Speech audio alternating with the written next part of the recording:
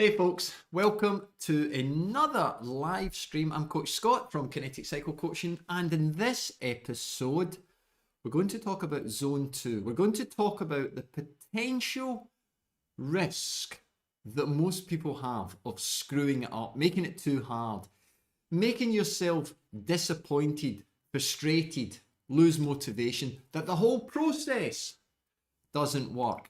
Now that's a load of bollocks, because I'm going to go through the process, allow you to identify at what point in the making of your Zone 2 are you screwing it up, are you fucking it up, are you just not listening to the right metrics, and why most people are actually set up to fail right from day one. The very first test that you do, it screws you up, because you're testing the wrong way. Maybe you've done a test that actually identifies zones that are not accurate.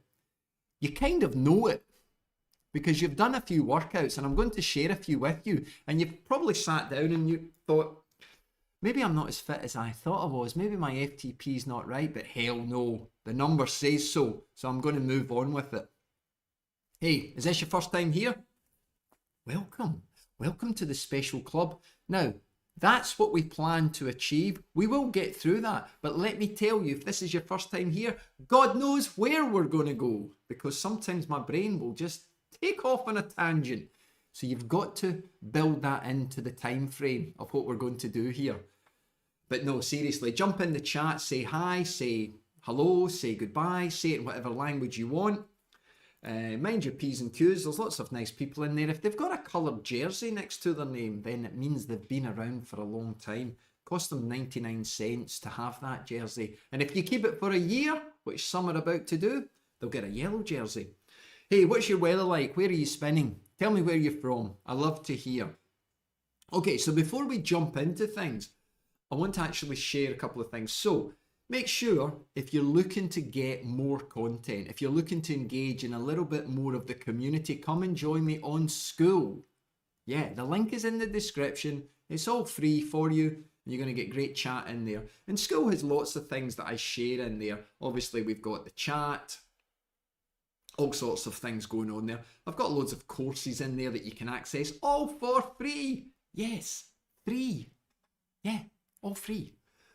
Okay, I've got something else I want to share, and I'm putting this out now. This is not normal. In fact, this is the first time since November 2022, and we're now in May 2023. But an opportunity has come up if you want to come and work with me. Okay, so I have got 3 little spaces, potentially 3. It's going to cost you £125. You're going to email me. You can get more info if you scan that code. That'll take you to my website, and you can get some more information there. Now, you can backplay that and you can get some information. If you're watching this on catch up, you can reach out, but I don't expect those places to go, to hang around for very long. So, don't contact me and say I was too late, okay? If you're interested, send a message now. There's no bullshit. That's how much it is. You get me, okay? There you go. That offer will only last until tonight, okay? Right. Anyway, let me see where we're at. Have you subscribed to this nonsense yet? Why not? This is one of the few cycling YouTube channels that put live content out every week and don't tend to hang about putting other pish out there, okay? I'm not trying to kid you. I'm not trying to sell you anything. Well, I've just tried to sell you coaching, but you can take that up if you want. But the thing is, I'm going to coach you during this next 30, 40 minutes. I'm going to give you some ideas from workouts, some feedback that you're looking from workouts. I'm going to start talking about testing, all sorts of things. However, I want to set the scene. Okay, you with me? Okay, so relax. Big deep breath in. Okay, and I want you to picture all the training you've done before. Maybe it's years, maybe it's decades, maybe it's days, maybe it's weeks. Maybe you've already got frustrated after only a few days. You don't know where you're going. You don't know how to analyze. You're getting a bit frustrated. I want you to think of this. Okay, so let's just dive in. I want you to think about this one thing for me. What is the best version of you? You'll hear lots of coaches, you'll see lots of adverts on the internet, things like this pish. You know, are you tired of being fat as fuck and you want to be fit as fuck? The coach, like a magician, will get you there in 7 days. I'll turn you from a fat slob into a Herculean, muscular Adonis. Bullshit, yeah? You know the thing. Now, the thing is, what I want you to understand is, what is the best version of you? Right now. When does it come out? Is it a particular set of metrics that have to happen? Well, when there's a full moon, coach, when my mother-in-law is not going to visit for a couple of weeks, when the kids are not in the house, when the dog's gone off, and whatever it is, there's a set of metrics that line up for you. You're in a good mood. What is that? And what is that best version of you? What does it look like? What do other people get? So remember, that core team. Who do you spend your birthday with? Who do you spend Christmas Day with? Who do you spend lockdown with? Those people who make up your core team, the people that are closest to you, what do they see when you're at your best? Because a lot of people start training and they'll talk about, hey, I just want to get the best version of me, coach. What the fuck is that? Because what's the best version of you right now? Are you a bit like that advert? Yeah, you think you can turn this into this in 7 days or even a year. The trouble is, it ain't going to happen. Simply, it ain't going to happen quick. It ain't going to happen easy. There are pitfalls, obstacles, and you've already faced up to some of them and you've fallen foul of them. Most people understand about setting goals, smart, attainable, realistic, tracking goals. But sometimes the goals are so far away in the future, they're so obscenely, grotesquely difficult to get, which is also a form of protection. But we're not going to go down that line tonight. But the whole idea is, what is realistic? Because 9 times out of 10, an athlete, a human being, will fall into a pattern of behaviour that they have repeated before. They haven't got the skills, the drive, the motivation, the help, either from their core team, a friend, or a coach, to get them beyond the point that they always fall down on. It's like being in your favourite game. Can't get past a particular level. So, the best version of you right now is an indicator, a baseline of where you can go. And you've got to take it in steps. You've got to take it like that really difficult mountain pass. Every hair pin bend, every corner, every gradient change, every meter, kilometre, mile to get to the top. You've got to take it in stages. Okay? So sometimes that can be a bit shocking for people. What you're saying, I'm going to be this fat fucker for the rest of my life. Well, yes, you might be, because you haven't got the drive or the determination to not get past the first 3 months, but to get past the first 3 years. Okay? Apologies for the language there. If you're new to this channel, please make sure you're wearing headphones in case there are children in the room. The last thing you want is your wife to come home and find that your son is using the F word that he heard daddy use on the internet. This is a government warning. I'm only joking. Okay, so do you get the idea? Where are you right now in terms of that best version? And how does it come out? Do you know the signals that bring it out? And what is going to take to get you to that next level? Now, this is important when we talk about zone 2 training. It's all connected. Okay, that best version of you. So what many people do, and this may be you look at all the things that you're not so good at. So the best version of you is a sum of everything that you don't do very well. And it's very easy for you to look in the mirror and find all these things, to find out exactly what you don't do, what you're not good at, etc. And that's crap. That is bullshit. You're actually destroying yourself.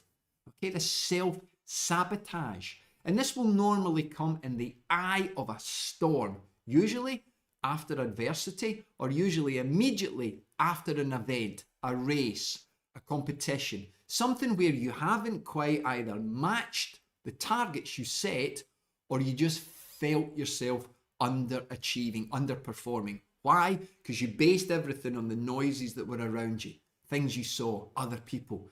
They're doing that much better than me. I'm slower than them. I'm shit. And so what you do is you self-sabotage everything you've done, and you cannot actually pull out any positives. So the best version of you, what's the point? I'm shit at everything. I'm rubbish.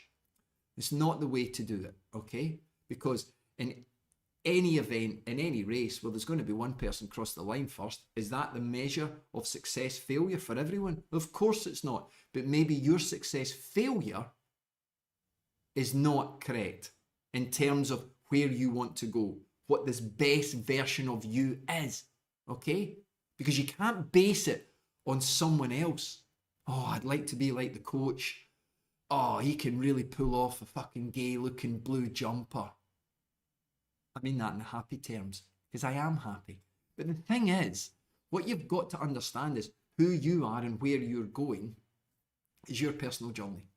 And it is influenced by lots of other things, but you've got to control that. It's really, really important that you do that, okay? So, where are you? Where are you going? How are you going to do that? Okay, so what's this got to do with Zone 2 coaching? Well, it has got a lot to do with it, okay? So how do you find your Zone 2 intensity? Now, I'll read that again. How do you find your Zone 2 intensity? I didn't say Zone 2, Zone 2 intensity. So there are different ways to do it. Everybody thinks, I've got to have a power meter. Sure, it's going to help. Everything below threshold in terms of heart rate is pretty accurate if you know what your zones are. Okay? So, that intensity, if we go back the old-fashioned ways, when power meters were starting to come out, and again, I might be old, nearly 53, but my first lab test was 1989, and there was power available, okay? So, it has been around for quite a while. There'll be people even older than me that can remember those first power meters, okay? heavy things, so they were. But the thing is, your Zone 2 intensity can be easily done through our breathing. We've talked about this before, about ventilatory threshold points 1, whereby we can hold a conversation while still riding, okay, to a point. We can't be laughing and joking and telling all the jokes under the sun, but to a point. Now that changes each day. But let me dive into some zones and share a couple of examples, things I've seen for decades, especially when FTP suddenly appears online and people are testing. So this may be you. You've either done a 20-minute test, you've done a ramp test, you've done a 20-minute test, Zwift, Trainer Road, other apps are available, and you've done a test there. So let's take this example. So we've got an FTP of 260. So how's that come about? Well, you've done an FTP test, 20 minutes maybe. You've recorded a score of what? 270, 272, 275. You've removed 5%, and you've got an FTP of 260. You're quite happy with that. You've created 5 or 6 zones. Okay, there's lots of zones. To be honest, there's only 3, below threshold and above threshold. But 5 gives you VO2 above threshold, if threshold's taken at zone 4. Oh, coach, there's zone 6 as well. Is there? Okay, we'll debate that another time. Okay, so above threshold is VO2. We all agree? Yeah, of course we do. So we get a threshold, zone 4, of 240 to 275. If we use Andy Coogan's zoning, okay, 5 or 6 zones, okay, 240 to 275, well, what does that mean, coach? Because my FTP was 260 when I did the test, and I'm going to ride at 260 or above. If I'm 275, I'm going to ride at that, because I'm going to ride at the top end. Okay, now, how did you do that test? Well, I started steady, and then I found a little bit more towards the end. Last 5 minutes, I was actually about 20, 30, 40 watts above, and then I had a sprint at the end. Good. The majority of people who do a 20-minute test have an FTP that estimates higher than what it actually is. And there's nothing wrong with that, because it's trying to calculate your metabolic response with lactic acid, isn't it? It's trying to create a point where lactate is being produced more than it's being consumed. Consumed, used, cleared. How does it do that? Mitochondrial efficiency. Clearance of lactic acid becomes a fuel. It's a metabolic response. It's not a harmful product, but we got to clear it. We got to use it because there is a release of hydrogen ions. So we need to get rid of it. The better your mitochondrial efficiency, I've talked about this a lot, the better you will clear it. You will use it as a fuel, okay, because it becomes the primary fuel source in the metabolism, basically with oxygen, okay? Ahead of glycogen and certainly ahead of fat. That slow fat boy, it's hanging about until the day you die, right? If you don't train smart. So, 260. How does a rider know then if they can get zone 2 from that? Well, zone 2 is going to come out around about 145 to 200. I've rounded these up just to give us nice, easy numbers with a threshold 240 to 275. So, okay. What about if rider does threshold efforts? So they follow Zwift, they get a plan and they do some 8, 9, 10, even 12-minute threshold efforts. They get to the fourth one or the third one, they think, fuck this, I can't hold this. But they put it down to, I've got shit legs, I didn't eat very well, I had a bad night's sleep, my boss gave me a deadline that was, unfeasible, it's causing me a lot of stress. Hey, I've been listening to the coach and he talks about oxidative stress. Hey, my boss is a dick. I've got a threshold effort, I'm going home early, half day, please sir. Annual leave, you're not going to get paid. Screw you, mother, I'm getting paid. Oh, the whole debate goes on. But you put it down to other things because you are macho. You've got an ego the size of Wales. I say that because in the UK, everything's compared to the size of Wales. For some reason, I don't know why. Does anybody else see that? Or Belgium. Belgium's a common one as well. Not Scotland. Wales and Belgium. Therefore, your ego is 2 times the size of Wales or 2.5 times the size of Belgium. You're not going to quit. You're not going to give in, are you? Okay, you're super motivated. Hell no. I'm going to do another test. I'll get even higher than the last one because the test suddenly becomes a behavioural response, not a physical response. Because you can't sustain a certain level. If you were tested in the lab and tested like most people do an FTP test, you would be told to go home. Fuck off. Come back where you've got half a brain. Because what we're looking for is sustainable efforts. Okay? FTP is not a fitness number. It's a zone calibrator. Sure, the fitter you are, the higher it will go. But do you think in the Giro, right now, the highest FTP is going to win the race? Think about that. Okay, so if you are in this position and you can't hold threshold efforts, your FTP is too high. It's too high. What if you rode at 240, if you had an FTP of 260, people on this live chat or on the catch-up, you'll be in that ballpark figure. Okay. This is, as some people will know, my last test from September 2022. Okay. Test I did. 20-minute test. Steady state. Know how to test. Yeah. So that was me. How many of you would ride at 240 for threshold efforts?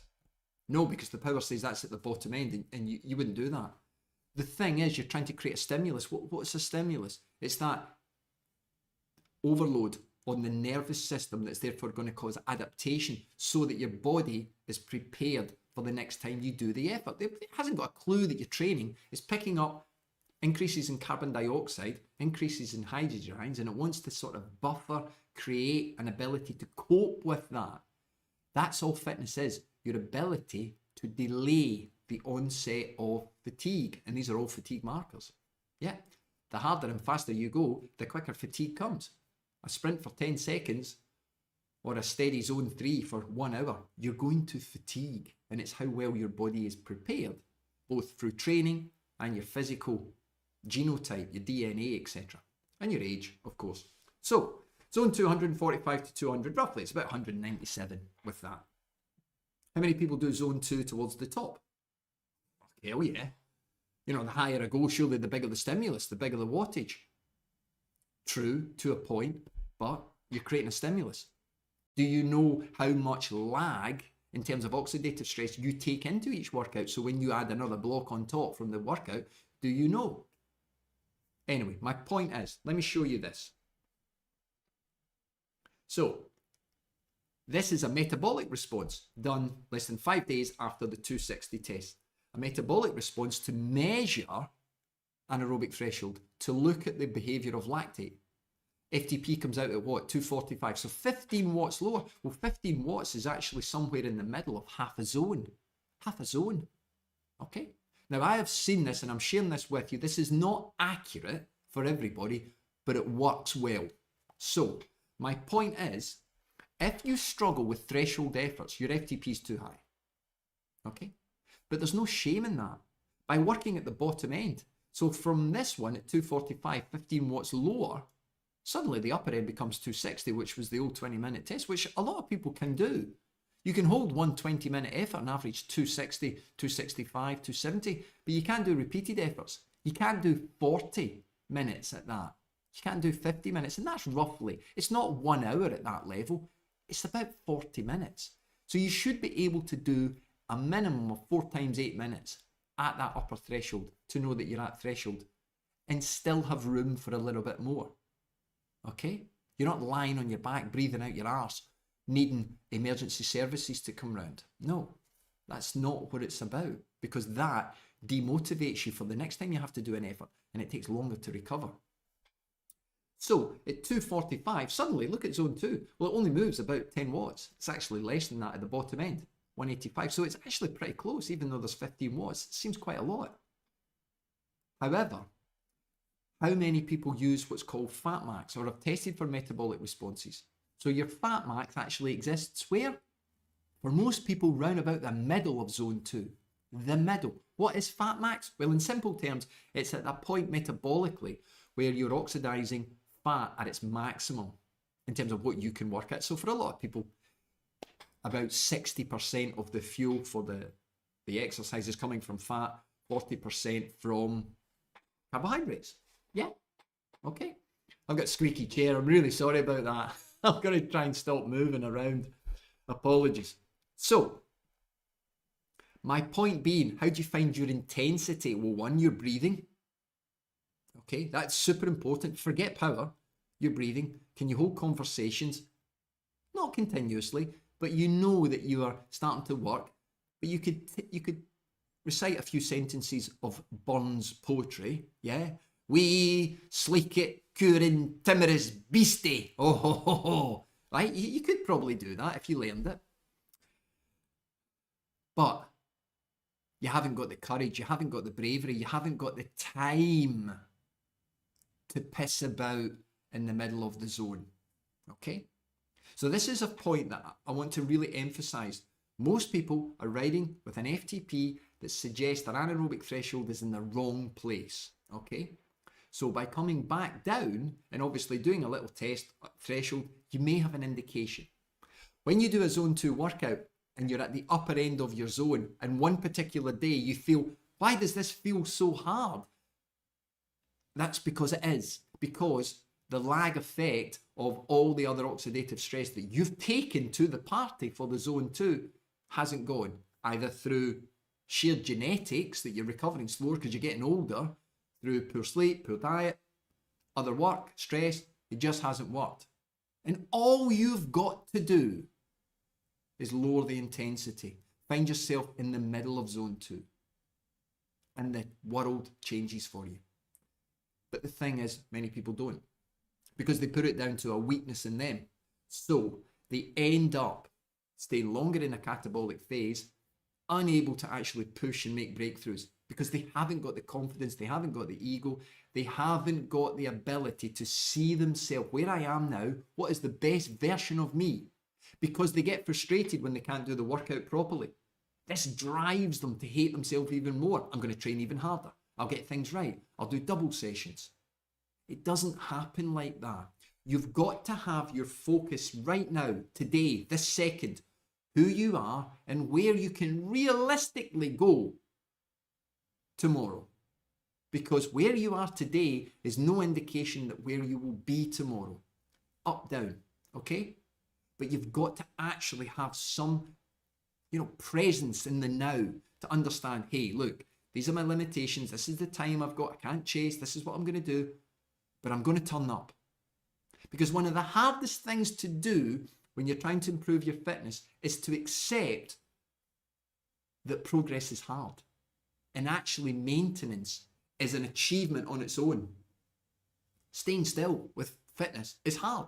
Especially once you go over the age of 45, 50, 55, 60, becomes much harder. So actually searching for progress sometimes is an illusion. You got to search for consistency, stability. You got to search for what is the habit that you can repeat. I'm only as good as what I can recover from, but I can only progress with what I can actually physically manage. This aspiration that we have in the first 6 weeks of any training plan, yeah, I can keep this going for the rest of my life, is bullshit. Okay, it doesn't exist. I see it so many times in people. But that crash and burn, depression about, oh my God, I'm shit, I'm never going to progress. We don't want to go through those cycles, but that is life, okay? So, my little summary from this is, know your intensity. What does zone 2 feel like? Well, it feels like ventilatory threshold point 1, we're at least breathing, we can talk, our heart rate may be in the zone, okay, but it may not, depending on temperature. It may go too high, it may be a bit lower due to fatigue. Understand where you're at, because even though I'm saying you might be tired, I'm not saying don't do it. I'm saying even more, you should do it, because you just control the intensity, because something's going to happen to your workouts if you don't. How vital is zone 2? Well, let me tell you, if I was to say to you it can add years to your life, of course it can, because it's going to improve your ability to create fuel from oxygen, energy, life. Oxygen is life. Where is it going? Mitochondria. If you want to ride fast in events or races and you have got a very poor clearance of lactic acid, you're screwed. No matter how much work you do, you got to build that. Now, people in the past have used terms like, oh, you build your base, you build it to such a point, and then there's no point really doing it. If you've only got 4 or 5 hours a week, which most people fall within that 4 to 6 hours, it's a waste of time. What a lot of nonsense. Why were these people allowed to say that? Okay, because it's not correct. It's false. Now, everybody is different. Their starting points will be different. But if you've only got 3 workouts a week or 4 workouts a week, 90% of them, 80% of that time is going to be spent in that zone, but you've got to get it right. Now, there is a difference between zone 2 and fat max, obviously, the way that they work, lower into higher, okay? But if you get your zone right, if you get your FTP right, now we're going to talk, and I'm going to share a lot more about my fat max testing, my metabolic testing versus 20-minute testing. And from the time of shooting this live stream, that's going to happen in the next 7 to 10 days. And yeah, I know I've not uploaded a video for a long time at this point, but I will create them as part of live streams, but only for my members, and then I'll share bits of them out there and I'll show you how it works. Okay, you may be interested in getting some metabolic testing, you can contact me, I'll show you how it works. That's for another time, okay? So if you think your zone's too high, bring it down 15 watts, okay? Or try the threshold test 4 times 8 minutes. If you can't complete it, you're screwed. You're not at that FTP. But don't worry about it, okay? Don't worry about it. Right, okay. Let's go back and have a look at, okay, so when you're actually then looking at your zone 2 fitness, many people get confused with this. Hey, I'm making my zone 2 hard because I've got to change my power to weight. Hey coach, you talk about power to weight at particular zone 2, for example. Now, here's what happens is we go back to the ego, you go back to chasing things, because you're training sometimes so you can eat, okay? You're training because you're eating less, you're trying to lose weight, or you're training because I just want to eat more. I want to drink beer, I want to drink wine, I want to do this. What you've got to separate them out. I see this as one of the biggest obstacles when people trying to develop the low end. So they don't ride low. Why? Because they beat themselves up because they're shit. Oh, I've had another pizza, went out for a family do, I've had too much cake. Oh, cake. Oh, fucking cake. It doesn't matter, okay, what you do with your nutrition. You clean it with nutrition. As soon as you start substituting workouts and fueling, it's game over. It doesn't matter if it's not going to happen in a week, it will happen. Because it can become a little bit of a soul-destroying journey that you're on. Of course, if you're smart with your training, you will lose weight. If you're smart with your zone 2, you will start to utilize fat for fuel. You've maybe followed my very simple fat for fuel using shorter workouts where we go zone 2 into zone 3. Super, super easy. Then high intensity. But to develop an ongoing fat burning powerhouse machine, you have got to improve your zone 2 calibration of zone and delivery in that time. How much time? Well, 30 minutes is okay. 60 minutes, 90 minutes, that's all you need. Maybe you've got one ride a week where you can do up to 90 minutes. That's a long ride, okay, if you're indoors. Split it up. I bet you there's some of you could do split sessions, 30, 40 minutes twice a day, 2 times a week, 3 times a week. Do 6 times 30 minutes over 3 days. Can be done. 30 minutes, that's all. Probably enough time for you to catch up with your emails, your messages, post a few selfies, pouting on Instagram. Yeah. If it's there, you can do it. If you really want it and you raise that level of accountability, you can do it. But I'm warning you now, if you fall into the trap of chasing calories from your workouts, you will end up increasing the intensity because you will think it's a waste of time going this slow. I'm only burning this much fucking calories. What's the point? I'm not losing any weight. You're not losing any weight because you're eating everything in sight. Because you're hungry, because you're eating either shit, you're eating too far apart, you're not following a plan, okay? It's not that difficult. Oh, it is, coach. Everything just turns into zone 3.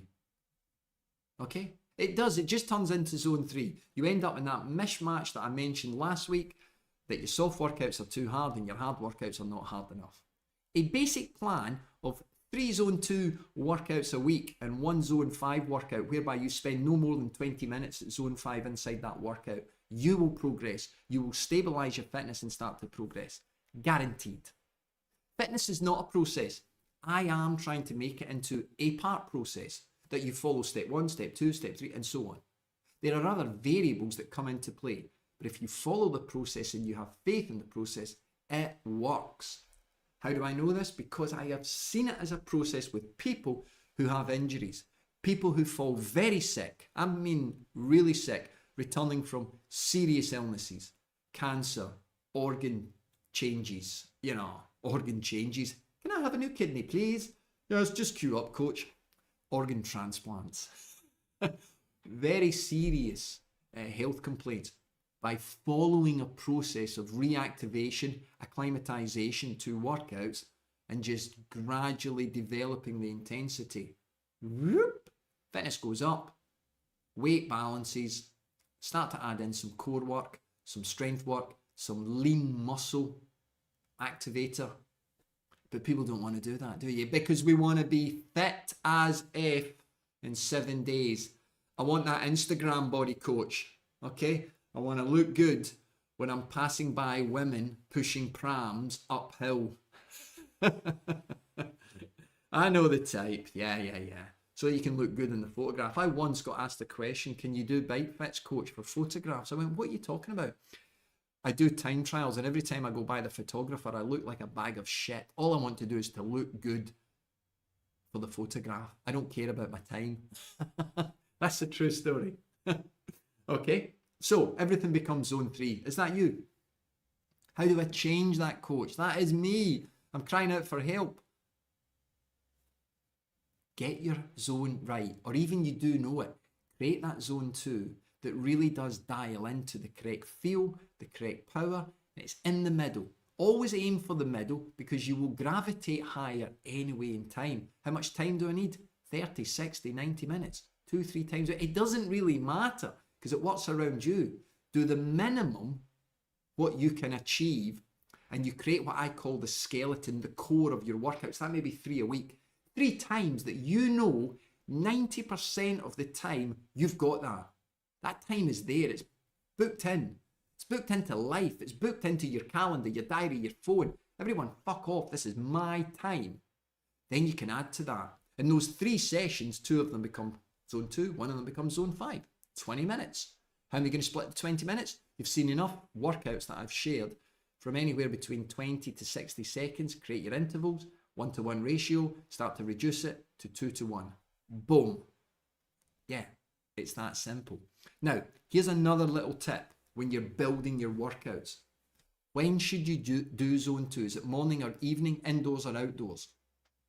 I would recommend for most people, the majority of your zone 2 is done indoors. Oh, coach, that's so boring.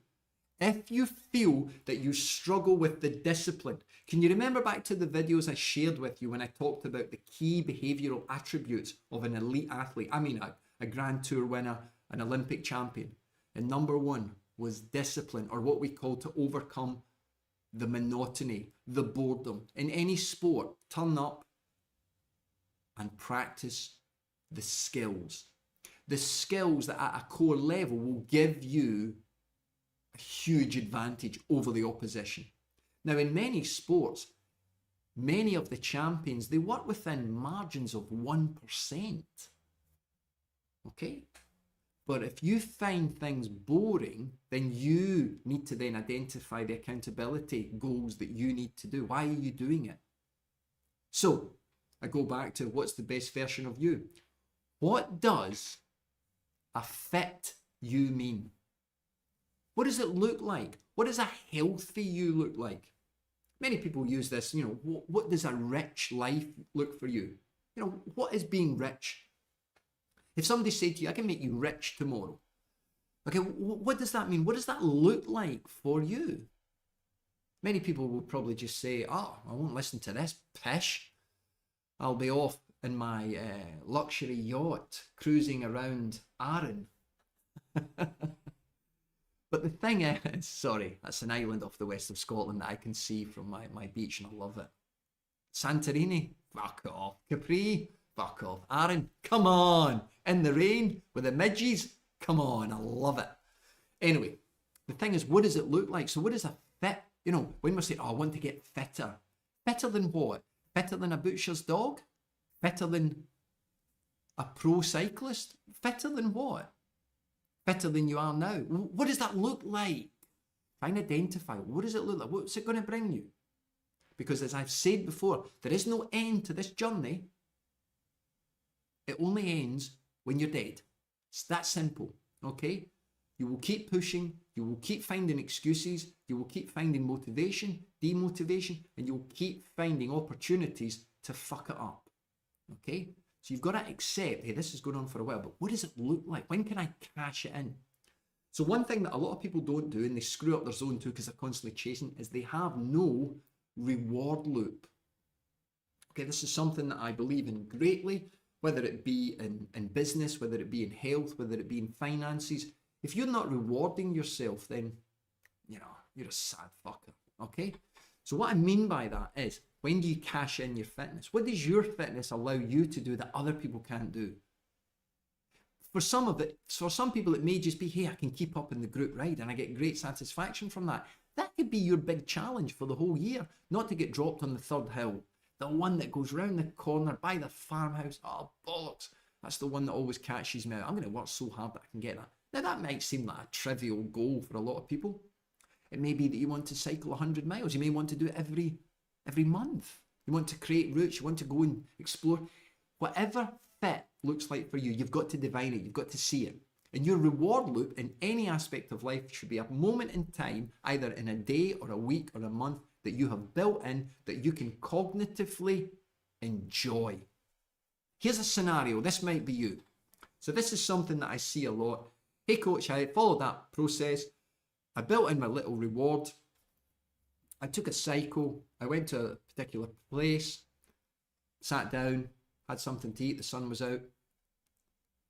And all I thought about was all the shit in my life. That's not a reward loop. So this means that sometimes you need a little bit of help. You need to ask people, you need to tell people, hey, when I've got a free moment, all I do is sit down and I worry about the bills I haven't paid. I worry about my job. I worry about what my partner thinks of me in Lycra. I worry about the smell of my shoe. You just worry about shit. Now, if you're doing that all the time and you can't break that cycle, you talk to someone. Core team, who'd you spend your birthday with? Nobody. Okay. Close friends.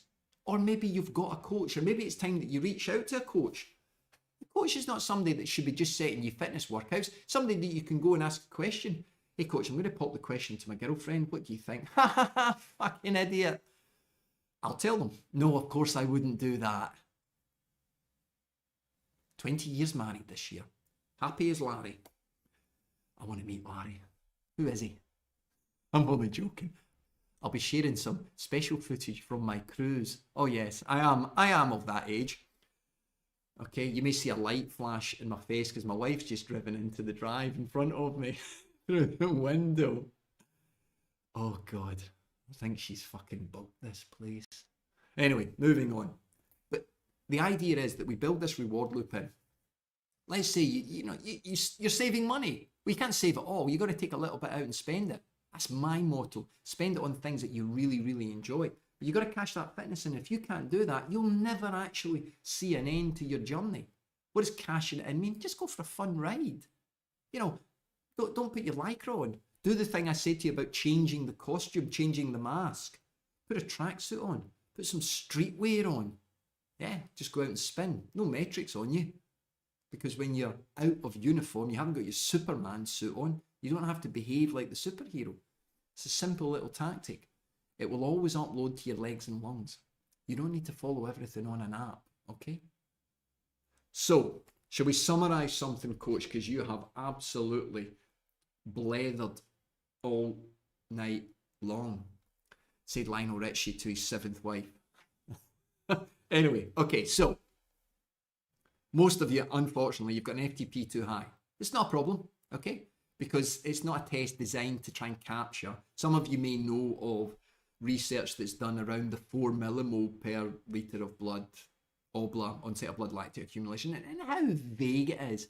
Well, that figure has been used sort of, since the 80s, and we've tested a lot more. Some people exist somewhere between 2 and 8. Why do elite athletes get their blood lactate very, very high before they do training? Oh, that would be an interesting video, Coach. We'll save that for another time. But your FTP is a little bit too high, and you probably know it. Yeah, you know it. Maybe you've done my FTP testing. Ramp test, 20-minute test on the ramp test score. Can't hold it. You take the third test, okay? And you downgrade it, and you take the score that you got from the second 20-minute, and you do that again. That's confusing. Yeah, it is, but there's another video. I can check and put a link for that, or you can contact me. But the thing is, your FTP range is going to exist between 15 watts down, 15 watts up. Sometimes more, depending on what zone calculator you use. Okay? Do either 4 times 8 minutes, or 4 times 10, or 4 times 12, whatever your programs are, at threshold. Can you complete it? Can you complete it with a little bit more? Right? I could have done 5 more minutes there, Coach. If you can't, it's probably too high. Should you be doing lots of workouts at threshold? Depends what you're training for and depends how you do them. Okay? I do things called FTP shorts. That sounds a bit interesting. Well, it's not these big long efforts anyway. Right, so you downgrade it and that's going to change your zone 2. Okay? Maybe you don't need to change your FTP. You know it's a little bit high, but it works for your VO2. I can show you that in my 2 tests, 20-minute and metabolic, my VO2 doesn't change. Okay, but my anaerobic threshold changes. I'm not an anaerobic athlete, am I? I don't look it, do I? Skinny malinky long legs, okay? I haven't actually got that long legs either. Do you know what skinny malinky means? No. We're not doing Scottish courses now. But the thing is, okay, it's getting the zone 2 right. I mean, it's so important. Because if you screw it up and end up in zone 3, there is no real point, okay? Oh, does that mean you're a hater of zone 3? Not necessarily, but I don't see much time needed to be spent in it because you're going to get the adaptation from your zone 2. And if you get it right, you'll be amazed that in 6 weeks' time, your zone 2 suddenly becomes what your old zone 3 was anyway. But use your feel, okay? Use your feel factor, your breathing. Heart rate will work for a lot of people, but it won't work for everybody, okay? Because you may be doing it in an indoor environment whereby thermal regulations, through the roof, and you're not that great at actually controlling temperature. You're still getting the stimulus, but I want the structural changes to your leg muscles. I want the strength building up from there. Okay, I want the mitochondrial doing their work to get the oxygen out, delivered. Because remember, what you're trying to do is to activate slow twitch fibers. You want more slow twitch fibers. As soon as we go a little bit harder into zone 3, we do what? Yeah, fast twitch. We use glycogen. And as soon as glycogen is used in higher levels, lactic acid comes out. You can forget any zone 2 session. Even if you're doing half an hour, you're never going to go back into that metabolic state. Never. It's going to take most people 20, 30, even 40 minutes to switch back on. Even from some people doing a minute. Okay? A minute hard. Oh, I've got a little mountain to go over, a little hill. It's all over for a lot of people. That's why I said, to summarize, go indoors for your zone 2. Try it, okay? Put a picture up of why you're doing it. Have a little phrase somewhere. I'm trying to lose weight. I'm trying to do an event. I'm trying to improve my health. You know, we could start talking about health benefits for mitochondrial efficiency, linking it to diabetes, type 2 diabetes. There are strong correlations. We'll do a little chat on that another point. So, you're making your zone 2 hard because you've lost focus of what you are, where you're trying to go. You're working at the upper end of zone 2 when you need to be in the middle. Your FTP is probably wrong. So even if you just go to the middle, you'll probably find it right. You should be breathing, still being able to have a conversation. So do the singing drills that I've done before. Sing a line of your favourite song that you're listening to, maybe every couple of minutes. Can you continue to do that? You should be able to feel it. Use your heart rate if you can, if you've got that metric available, okay? And then start to build up. 30, 60, 90 minutes, 2-3 times a week. Spend the rest of the time in zone 5. As soon as you go outside to do a zone 2 effort, you will screw it up, okay? But that's maybe one of your challenges. Love it, okay? I could talk about it all day, okay? Some of you will have discipline that you've got different zones indoors and outdoors. Nothing wrong with that. As long as you know that you're going to screw it up at some point. And that point that you do screw it up, okay? It's like a boxing referee steps in. Take a standing count. Standing count of 8. Breathe. Think, okay, where do I go now? Because I've got to retract. Reset. Rather than, I got to punch. I got to go forward. I got to go forward for the knockout. That's not the way. Okay, that will end up in everything becoming zone 3, and you just end up in this mash. You're chasing things because you're frustrated. You haven't got enough time. It doesn't matter. Whatever time you've got will progress you.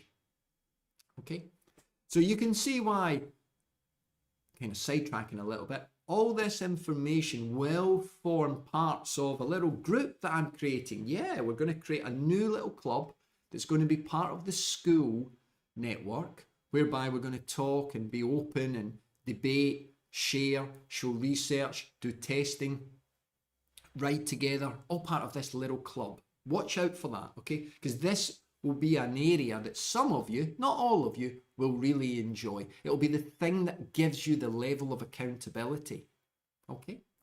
It'll be something that you can get part of, and it will offer you the core team that maybe you're missing right now.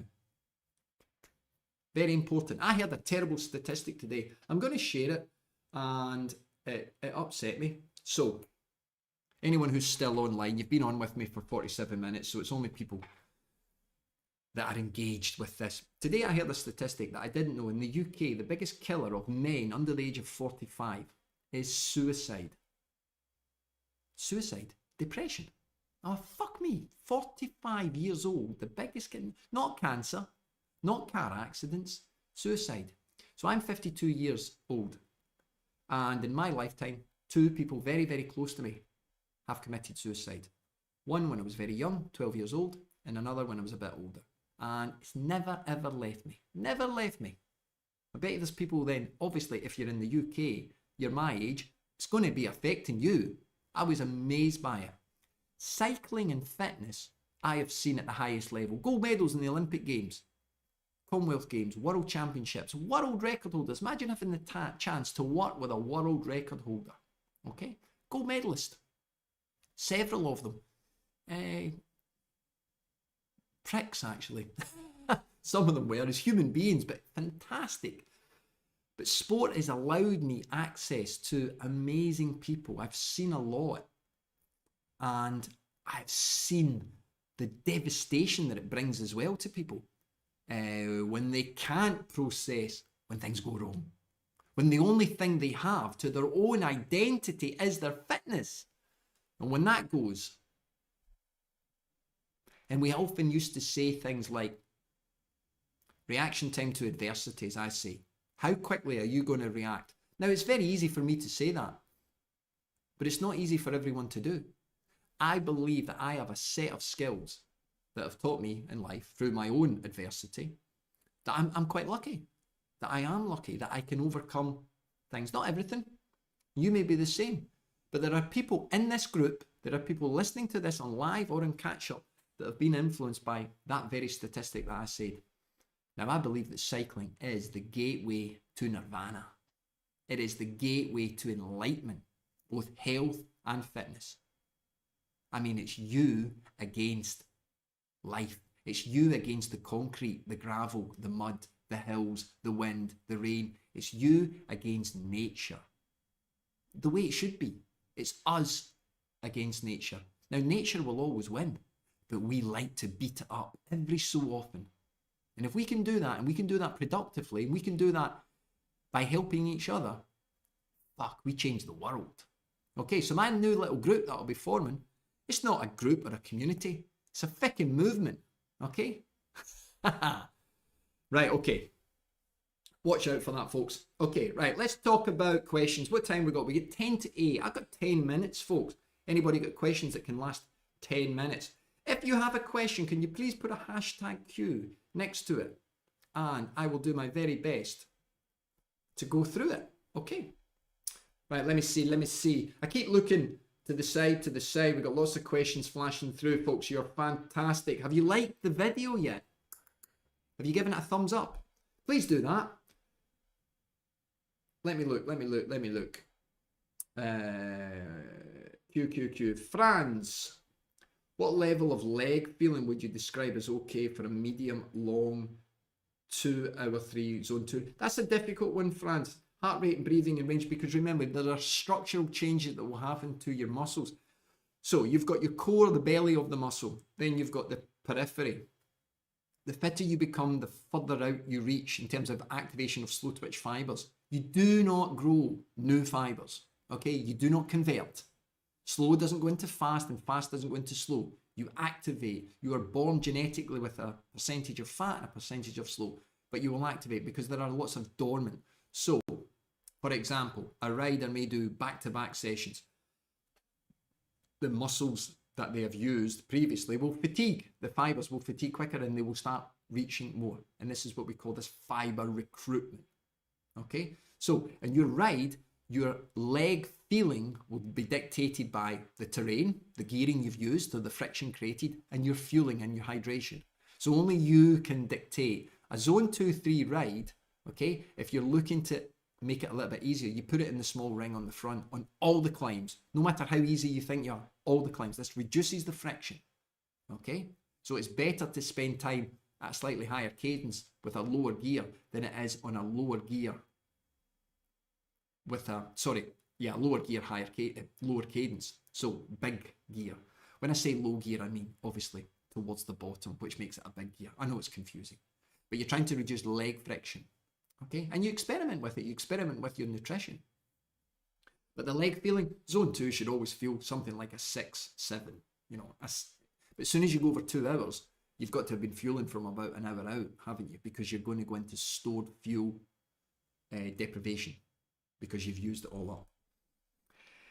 Hey, TV coach, just getting back. Should I ride just zone 2 for a few weeks or mix it up, riding 3 to 4 times a week? I would ride just zone 2 for at least 1 week. On the second week, you add in high revolutions, say high cadence, but set yourself 4 weeks. So what you can do is do a little zone 2 ride. Say you do it for 40 minutes, 50 minutes, whatever your first ride is. Record starting, end, heart rate, and average.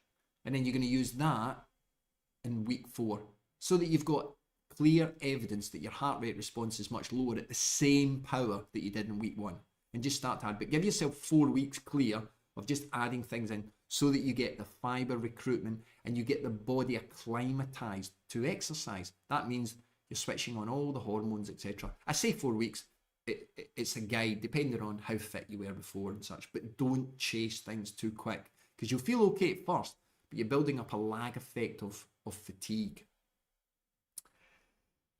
Hey, Taylor Noble, question, going out of town for 4 days and won't be able to train at least on the bike. I normally train 6 days per week. Okay, should I go into the red just prior since I'll have more recovery time than normal? Now, that's a great question. So here's the scenario. So Taylor, let's say that, okay, if you're going out of town let's say you're going to fly, right? So flying is the worst. So people go into the red because they're going to go away, right? So let's say they've gone on a training camp. They always try and squeeze in one last workout. What does the workout do in terms of the body's response? How does the body dictate the adaptation? What system is it? Immune system, isn't it? Your immune system therefore has to create a response adaptation. So let's say we go into the red and we compromise the immune system.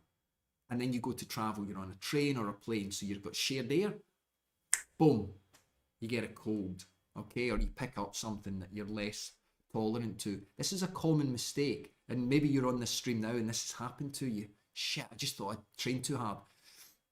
Pre-travel, I always like people to be very cautious. So let's say you're just driving in your car and you're not going to see anyone, then it may be okay, okay? So, but while you're away, you can still do body resistance work, can't you? You can do core work. You can use your own body. Maybe you're in a hotel. You can start to, take a TheraBand. You can do resistance work. You can do pelvis work. There's lots of things that you can do on those 4 days.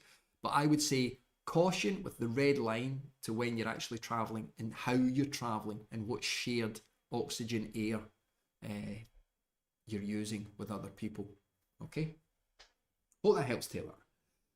Tired today. Hey Scott, I'm training for a 2,000 kilometer ultra race.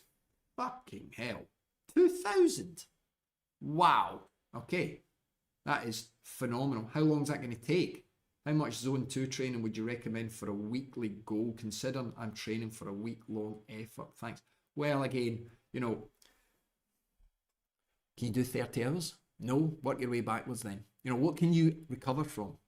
What time have you got that fits in? If you do not apply a strategy that allows you to achieve the key fundamentals in your life, then you're fucked. You'll never be able to keep it going. So what are those priorities in life? Maybe it's job, daughter, wife. Maybe they go the other way around. Dog, family, parents, sick, relative. There are commitments that you have. Now, everybody talks about sacrifice, but a lot of the terminology used on the internet is bullshit to you because you're talking about a professional athlete that's getting paid to do what they do, right?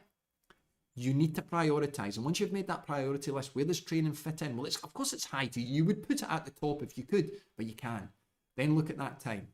Try and build yourself up for this particular event with what we would call the 3-day overload. So, soft, hard, harder. Now, soft might mean 2 hours, then 3 hours, then 4 hours. So build up what we would call super overcompensation. Then you would rest maybe a day, day and a half, and do it again. Okay. So some people do it over 3 days, day off, 2 days, day off, 3 days, day off. Do it for 3 weeks, and then you have a calm week whereby you don't reduce intensity because you're doing mainly zone 2. You reduce the duration, you bring it back to a really manageable level, let the body flush everything out, you go again. Okay? So I would try and do it that way. Whatever time you've got, try and build, stretch, push over 3 days. Okay? Let me see. Franz, you got another question there. Does it matter at what lactate level an FTP is ridden or is nearly steady state the goal? Should I try to lower the lactate level with training? If we're talking about testing, what you're looking to do is to try and keep it. Now, there is no golden rule, but you're trying to find a sustainable level that you can push for the whole test based on the power, okay? Based on the power. Now, you may be up 10 or 20 watts, but let's be honest, once you've done an FTP test a couple of times, you know what your number is. And if you ask a pro, hey, you got 320 watts last time, can you give me a bit more? They'll give you 321. It becomes a behavioural response because you know what you did the last time, so you set out at that level and you just push until you get a little bit more. Try an FTP test without looking at the power and see how sustainable you can make it. Now, I know that's going down a different path, but it is something that I've done several times. Let a rider see cadence only. You can work out cadence in terms of the gearing, what speed and power you're doing. Okay, you should be able to do that. But yeah, you're looking to stop doing tests that have this big, massive 100 watt surge for say the last minute or so. Yeah, it's not going to give you an accurate score. Okay. So It reminds me of something that I've done before there, sorry. People that tend to think it's quite high, another way that I used to do was to remove 10%. So you remove the 5%, but remove 10%, and then that gives you that level. And again, you've got it in the middle. So we take somebody that scores a 260, but we think it's too high. And you would just take another 10, 12 watts off, and that puts it in the middle. And you try that. It's worth experimenting. Don't always feel that it's a badge of honor to have a higher and higher and higher FTP. It's not, okay? There are other strengths to your fitness. Hey, Azer, maybe I've said that wrong, my apologies. Hey coach, I ride 20 hours a week. How is it sustainable if I ride most of it inside? Okay, if you do that, then, you know, fair play, respect to you. That's very, very committed. If you can sustain it, only you will know, okay? But that's a lot. So cognitively, what I would do is make sure each week you move your indoor setup, even an angle, put a different thing in front of you, try and change it up cognitively. You got to change just the way you're immersed inside. And this goes for anybody that's doing a lot of indoor training. You got to flip up the scenarios that you face, what you see, okay? And be really, really disciplined into what you're doing, why you're doing it, when you're doing it. So it becomes almost like a part-time job. 20 hours is more than a part-time job, okay? So I would make sure that you are cognitively stimulated as much as you can. So you've got pictures, maybe of goals that you're aspiring to. Give yourself that recital, Azer, that tell yourself why I'm doing this, okay? Just be good to yourself. For 20 hours, I would make sure that I've definitely got a weekly reward loop. Now, remember, a reward loop may be I'm going to just take myself, I'm going to go for a coffee, I'm going to meet a friend. You've got to make an effort to reward yourself. Maybe it's a small purchase. Your finances go that far. You just make a small purchase. Maybe it's $5, $10. And you set that aside every single week and you're going to spend that on yourself. You've got to have that feeling of, ka-ching, I've just been good to myself. It's incredibly powerful, okay? Now, maybe you don't need to do that. Do it for somebody else. Yeah, take that $10, £10, go and buy your wife flowers every single week. Now, she's going to get suspicious of you, but change it up. Do something for someone else. Try and create something that's outside. Okay? Gratification that goes beyond your own selfish dopamine urge is very powerful. Hey, Peter, I find that I can manipulate my heart rate throughout a workout with cadence. Yeah, of course you can. By dropping to 65 from 100, I can still speak, but legs burn. Okay, because you've increased the torque. So it's an easy way to cheat. But what are you cheating? Keep the system around the cadence that suits you. What you're going to do. Now, all cadence is variable when you go outside, up and down hills, flat. But try and keep it close to what feels normal for you and gear around that, okay?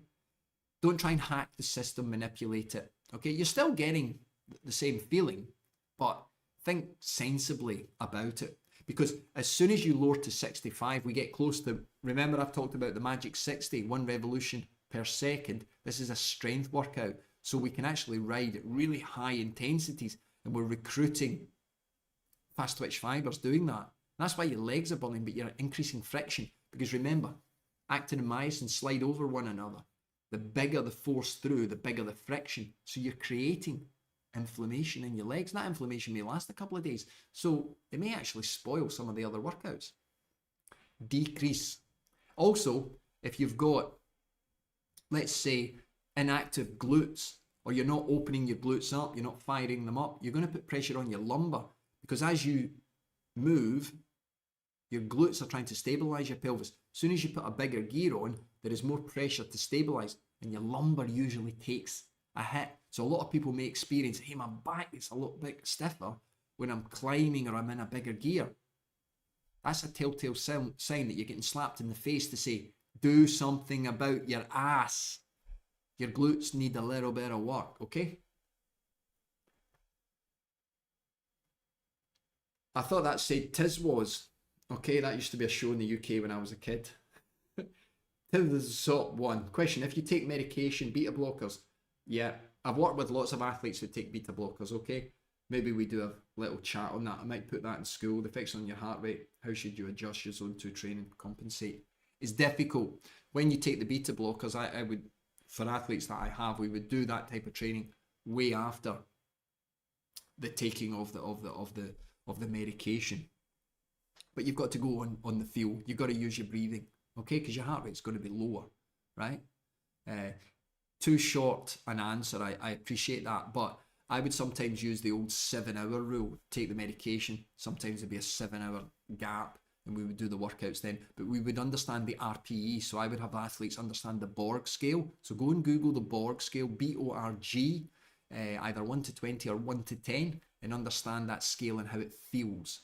Okay, keep yourself really well hydrated, as you know, and just try and manipulate any training that's done via metrics outside of that, say, 7-hour of taking the medication. Okay, some athletes that I've worked with weren't regular. It was taken at key points in their life, which usually impacted around anxiety levels. But there are other reasons for it as well. Okay, I hope that helps. Okay. Going to watch the Giro. Okay. Right. Moody Edge. Great name. I put my man pants on. Completed the Fred Whitten last Sunday. Moody, well done. Everybody remember Moody from a few weeks ago? My God, we gave him what we say in Scotland. Pelters. The big man got pelters. Okay. Chuffed with that after less than a year riding. Goal was finish. Not walk. Mission accomplished. First century ride 2. Massive respect. Everybody in the group who's still on, big respect. Okay, let's give a big well done. We can like that comment. I don't know. Can you in chat? Hey, well done. Send me a little email. Maybe we can share some things in school. I'd love to hear. Because that's more than just a ride. That is life-changing ride. You opened up the attic door, Moody. Well done. Hey, Christian, I'm just recovering from COVID. How long should I stay off the bike after the test has turned negative again? Oh, it's a difficult one, okay? You know, I've been through it myself, and obviously with my suppressed immune system, very, very difficult. It took a long, long time. It took about a month. Yeah, just easy spinning, okay? So I would use your resting heart rate, your breathing, see how you feel, okay? But you've got to think about the reacclimatization, the reactivation. I mentioned it earlier in the chat, and I mentioned 4 weeks. Can you set a program whereby you're measuring basic metrics over 4 weeks? There's no rush.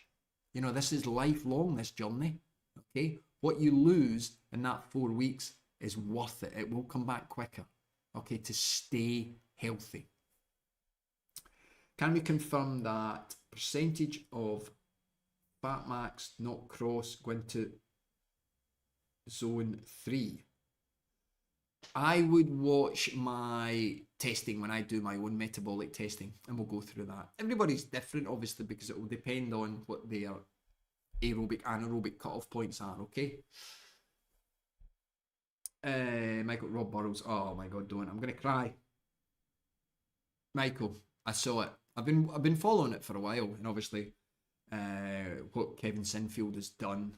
I mean, I saw it this morning, and I'm man enough to admit that it brought a tear to my eye when he picked him up and carried him.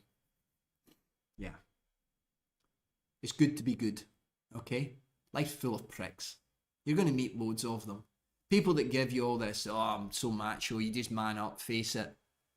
Can you imagine what those boys have been through? What I would call that, I used to use the term the minibus theory. And this is a term that I've used since you're a teenager. You're thrown into situations that sport, now life, business, other things do it to you as well. Sport does it. It puts you in a scenario whereby it's you and the guy next to you.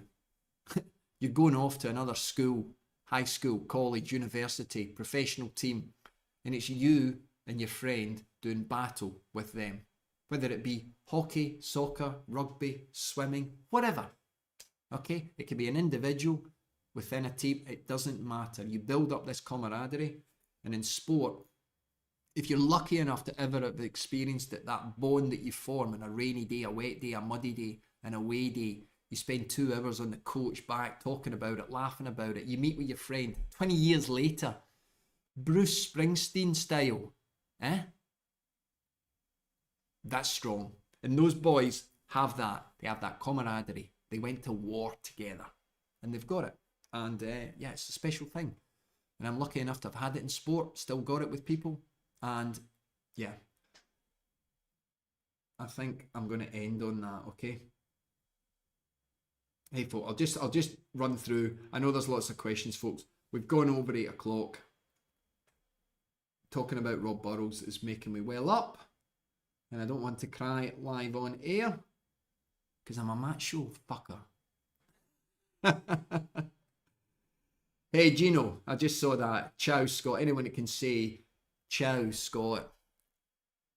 I have a race on June 17th with a long, steep climbs. What sessions should be focused on the last month? More VO2, short efforts, avoid long rides. Yeah, avoiding long rides, avoiding rides that are going to put long friction that we just talked about, inflammation into your legs. Short, zappy little VO2 climbs, they're going to work. Okay, can you do anything that's just 1 to 3 minutes? Using one climb, just do repeats, little short, higher cadence, lower gear efforts. Okay, stay on to the end of the video. I'll show you me doing a high cadence and then a low cadence climb. Yeah, I've got a little video I'll share with you. Okay, yeah, I think that's a good point. Gino, keep me posted. I didn't really answer that question. I'm fascinated. I'm guessing that you're tuning in from Italy. Hey folks, I'm going to bring an end to it. If I didn't answer your question, doesn't matter, does it? Because you know where my email is. Yeah, you can email me and send me it. Because I'm going to send you, remember, I introduced at the start, there is about 3 slots available. You can scan that, go to my website, get a bit more information, or email me, kineticcyclecoaching@gmail.com. kingkong.com, where I will happily answer your questions. Please do not use that link if you're a few days or so after this live stream, because I'll only end up disappointing you. Hey, yes, you want to see the old coach saying goodbye, going up a hill in the sunshine. I'm going to leave the sound on, folks, and I want you to see if you can understand the Scottish lingo that goes on this climb. Hey, folks, as always, thank you very much. Can I have a quick look before we go? This is for the live stream people only. Oh yeah, we've got a few. We've had quite a lot of people on, over 200 people, 129 thumb likes. So I reckon it's just because people don't know where to do it. Go and click that thumb, okay? Tell YouTube what's happening here is quite good, okay? Now, before I go as well, I'm going to put in school, would you like to have some little competitions run while we do the live stream? Yeah? Some little hashtag competitions, some question competitions, and you put your answers in, and then we can actually create winners. Winners of what, coach? Well, winners of some merchandise, some kinetic caps, t-shirts, all sorts of stuff. Yeah, come on, let's make it a little bit more fun. Okay, folks, you take care, and I'll leave you with this.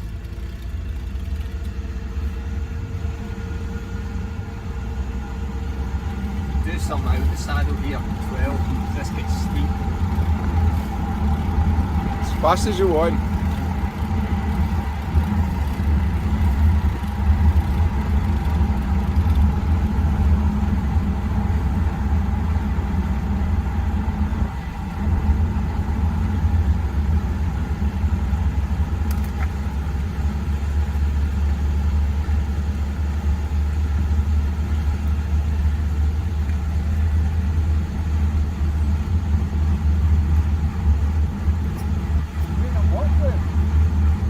Eh? Aye.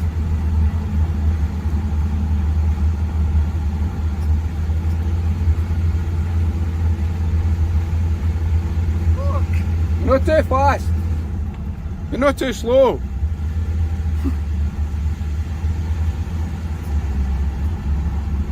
It's hard going uphill sometimes on a bike. But slow down a wee bit. Just a wee bit.